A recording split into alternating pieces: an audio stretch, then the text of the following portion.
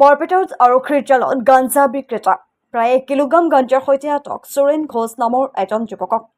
জানিব পৰা মতে চাহৰ দোকানৰ অচিলাৰে যুৱকজনে দীৰ্ঘদিন ধৰি চলাই আহিছিল গাঞ্জাৰ বেহা। ধৃত যুৱকজন 1 নং কাটাৰজোৰ গাঁৱৰ নিবাসী সুৰেন ঘোষ বুলি জানিব পৰা গৈছে। আজি বৰপেটাত আৰক্ষীয়ে গোপন সূত্ৰৰ ভিত্তিতে বিশেষ অভিযান চলায়।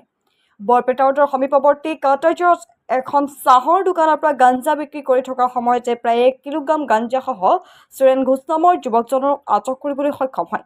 সম্প্ৰতি বৰপেটাৰ আৰক্ষীয়ে ধৃত গাঞ্জা বিক্ৰেতা সুৰেন ঘোষক আটক কৰি অধিক তদন্তৰ বাবে জেৰা অব্যাহত ৰাখিছে।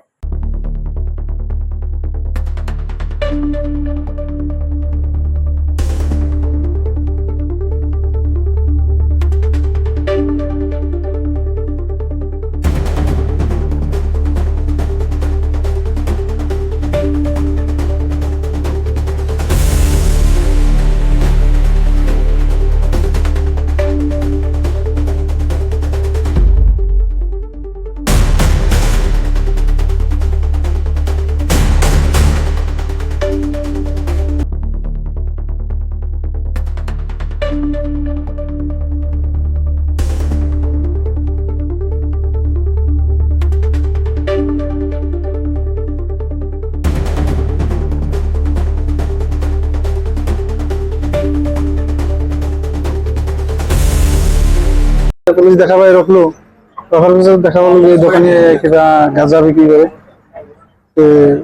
সার্চ করলাম, সার্চ করে 1 কিলো মানে গাঁজা। তার নাম সুশীল ঘোষ নাকি? সুশীল ঘোষ না? সুশীল ঘোষ তেল ভর কথা কথা লটত তো কইছে যে বেলেগ কাইবা বলে ইয়াতে দি গেছে লটত বিক্রি করার কারণে। এখন তো লটত এইটু কথা কইছে। আমি আই দেখা পালো 1 কিলো মান পাইছে।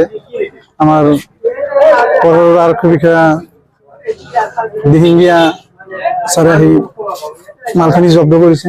দেখিবলৈ পাইছে যে যোৱা মত এনেকুৱা কিছু সামাজিক কামত লিপ্ত হৈ যুৱ সমাজ ধ্বংসৰ কাৰণে গতি কৰিছে। কি ক'ব কি কম আৰু যুৱ সমাজৰ কথা কথা কয় এইগিলা বস্তুৰ পৰা আঁতৰি থাকিব লাগে আৰু দেখা পালে আৰক্ষী বিষয়াক অলপ জনাব লাগে। আমাৰ কৰ্তব্য যিখিনি আমি কৰিব লাগে আমি দেখা পালে এইখিনি জনাম আৰক্ষী বিষয়াক।